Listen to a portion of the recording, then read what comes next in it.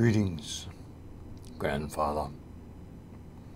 Now, it's time to continue with your education about moving hurricanes, also known as typhoons. Last time, with the last video called Practicing Your Bilocation, I tried to give you some pointers on how you could be in more than one place at once for the application of this really worthwhile work, I believe. After all, the purpose is protecting humanity to the best of your efforts. And while Mother Earth may not always be able to acquiesce to your request that you will do with magic, she will do this acceptance of moving her storms in a more benevolent place for all human beings many times, though not always. So if you don't get your request, and remember it is a request, all magic is that. If you don't get it one time, because Mother Earth must do what she is doing for her own body, and sometimes for the bodies of others, other types of beings on herself, Mother Earth, animals, you might say, then you didn't get your request that time, but there's always another time. Now, here's the next step. I know for many of you it is not hurricane or typhoon season, but for some of you it is. So practice when you can, where you can. But remember, even if it is not your season, as long as you can get a good look, say on the Weather Channel for some of you, or more easily perhaps because you can study it longer, pictures on some weather site, on the internet, wherever it is on the planet. And wherever you are doesn't make any difference. Remember, distance is not a factor with bilocation. Then you will still be able to apply this.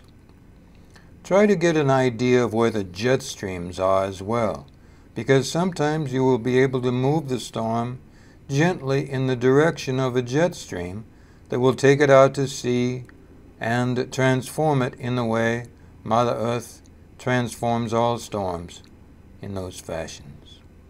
Now, all right, next step. So, what you do next is you follow the Practicing Your Bilocation preceded by bilocation video. You follow those steps, okay. And then, wherever you are, even if you're sitting in a desk, at a desk in front of your computer, that's fine, doesn't make any difference.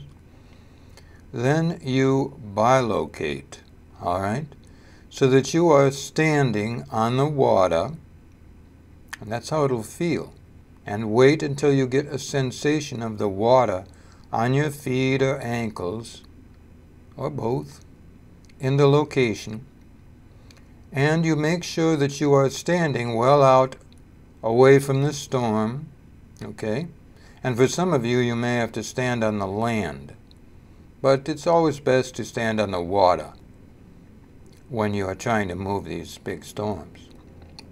But if you have to stand on the land or even stand in the air, then go ahead. But you understand when you stand in the air, you may not know whether you are bilocating, because you need to have some sensation under your feet so that you will know that you are in fact bilocating. Remember, do not go out of your body. You must be able to maintain your feeling, physical characteristics. You understand? Your physical sense of touch to do this.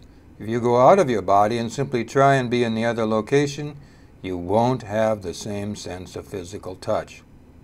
Remember that. But now, stand in the general direction where you want the storm to move.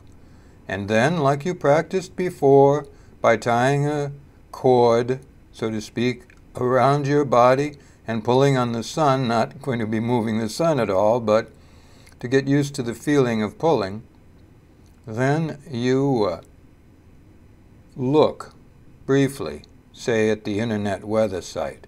You see where, all right, maybe you've done that already. You see where the storm is.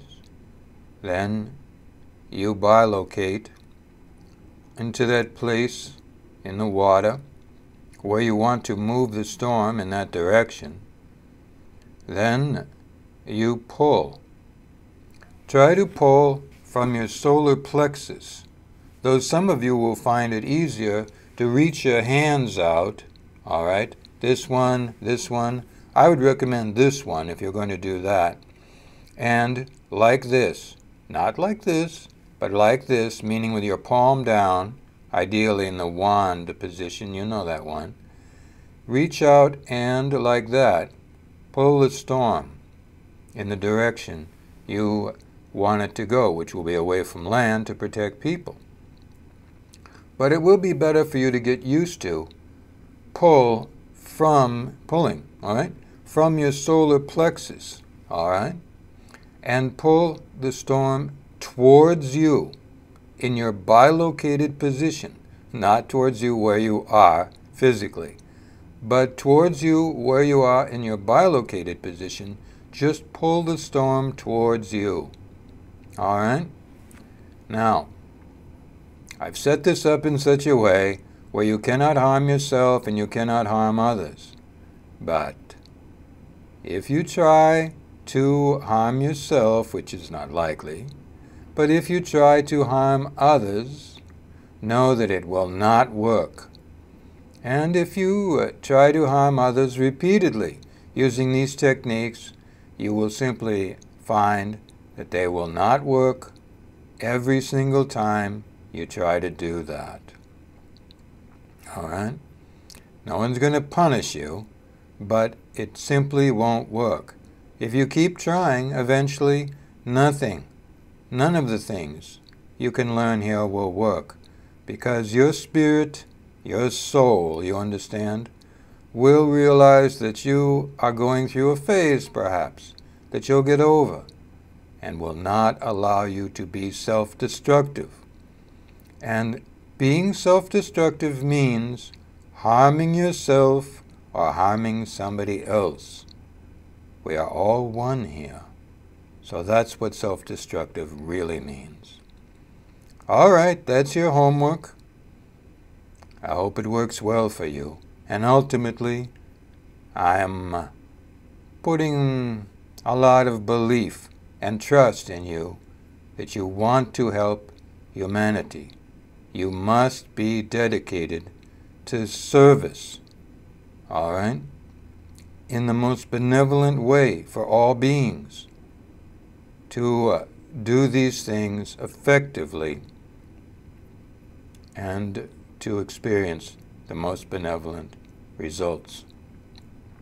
Step by step, time and practice, I'll teach you these things and many more, so that someday you will look back on your life and see the steps you've taken and consider the good you've done for all beings and feel perhaps a little better about how your life has been going. Good life to you all.